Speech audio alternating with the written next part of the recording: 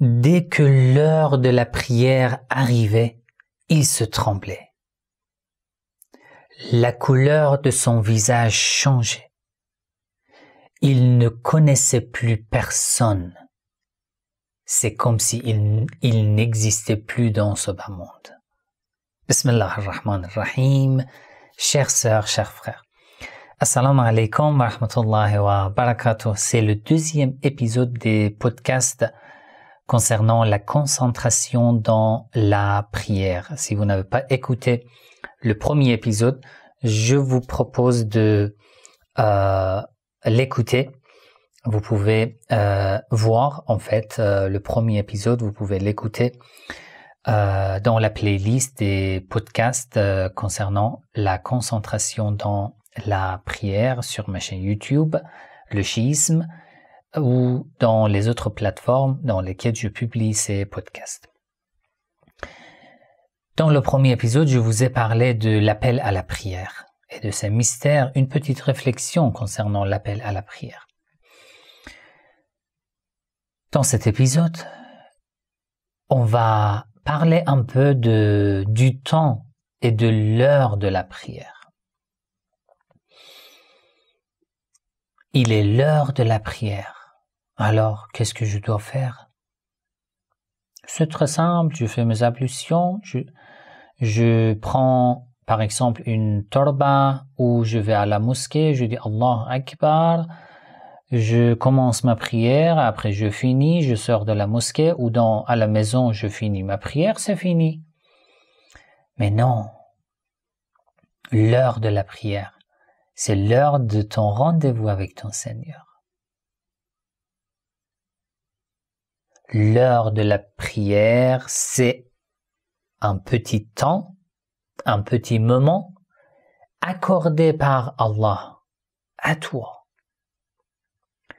afin que tu sois à son service. Je te donne, Allah dit, je te donne une occasion, un petit moment, pour t'éprouver, pour voir, est-ce que tu es véridique? Tu dis que tu es musulman, tu dis que tu es soumis à Allah. Tu dis que tu es un partisan de Dieu, un partisan du prophète. Vas-y, dépêche-toi, c'est l'heure de la prière. Est-ce que tu peux être au service de ton Seigneur? Est-ce que tu peux te présenter auprès de ton Seigneur devant Allah?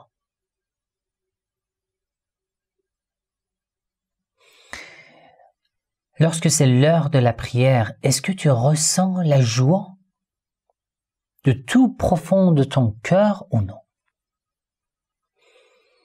Lorsqu'on te voit, ton visage, l'heure de la prière, on ressent la joie sur ton visage ou non? Quelle joie? La joie de se rapprocher de son Seigneur. Un vrai serviteur de Dieu est comme ça et ainsi. L'heure de la prière, il est joyeux, il est content. Pourquoi? Parce qu'il a un rendez-vous avec le possesseur absolu de l'univers. Il a un rendez-vous. Parce que le possesseur, le créateur absolu de l'univers m'a invité. Alors, c'est un rendez-vous en fait unique, incomparable avec les autres rendez-vous. Si vous avez un rendez-vous avec un chef, un directeur d'un bureau, avec un président, un vice-président, un ministre, qu'est-ce que vous faites? Alors que là, c'est Allah, c'est le créateur de l'univers. Il est le créateur de l'univers. Il est ton possesseur, il est mon possesseur. Pour un rendez-vous, pour mon travail, un entretien, pour mon travail, qu'est-ce que je fais? Je me prépare, je fais beaucoup d'attention à mon vêtement, à par exemple, la coupe de mes cheveux, je prends du parfum, au début, avant de me préparer, je prends une douche, etc., etc. Alors que lorsque c'est l'heure de la prière, qu'est-ce que je fais? Je fais rien. Parce que je me suis habitué à accomplir la prière. Je dis, bon, alors je le fais chaque jour. Ce n'est pas grand chose. Bon, je fais mes ablutions, je fais la prière. C'est simple. Ta prière est devenue une habitude. Fais attention. Pour quelqu'un qui ne s'est pas habitué à la prière, ça veut dire quoi? Ça veut dire que la prière n'est pas devenue un acte normal pour une personne. Une telle personne, à chaque fois que l'heure de la prière arrive, tu la vois joyeuse, tu la vois en pleine forme, avec beaucoup d'énergie, parce qu'il veut rencontrer son Seigneur. Il se prépare. Il porte ses meilleurs vêtements. Il se purifie pour devenir digne de la rencontre avec le possesseur de l'univers. Avant un entretien pour votre travail, par exemple si vous cherchez un travail, vous voulez trouver un travail, vous avez un espoir, vous avez de l'espoir que vous serez accepté, vous avez peur que vous serez peut-être refusé.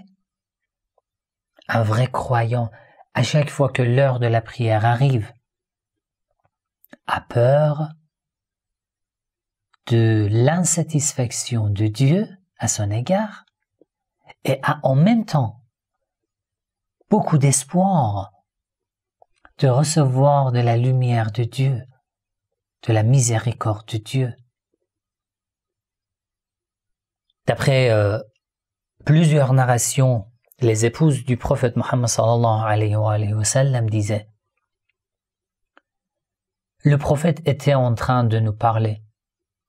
Il était assis et il nous parlait. Dès que l'heure de la prière arrivait, c'est comme si il ne nous connaissait plus. C'est comme si le prophète ne connaissait plus ses épouses. Et c'est comme s'il n'a plus aucun travail que la prière. Il abandonnait tous et ne pensait qu'à se préparer pour la prière. L'imam Ali alayhi salam, il est rapporté, lorsque les gens le voyaient et que l'heure de la prière arrivait, il se tremblait. Les gens lui disaient: Ma laka ya amir al-mu'minin, qu'as-tu? Qu'est-ce qui t'arrive, ô prince des croyants? L'imam Ali alayhi salam leur répondait: l'heure de la prière est arrivée. Il est l'heure de remettre le dépôt qu'Allah m'avait confié, de lui remettre le dépôt qu'il m'avait confié. C'est un dépôt, un grand dépôt qu'Allah m'avait confié, une responsabilité. Quel dépôt? L'obéissance.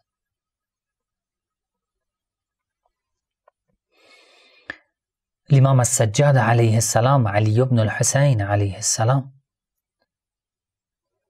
il est rapporté dans plusieurs narrations, lorsque l'heure de la prière arrivait et qu'il voulait faire ses ablutions avant de commencer la prière, il voulait faire ses ablutions en train de faire ses ablutions al-wudu. Isfarra lawnuhu, la couleur de son visage changeait totalement, de peur de la rencontre avec son Seigneur. D'où vient ce changement? Du fait que la prière a une place particulière et privilégiée dans leur cœur.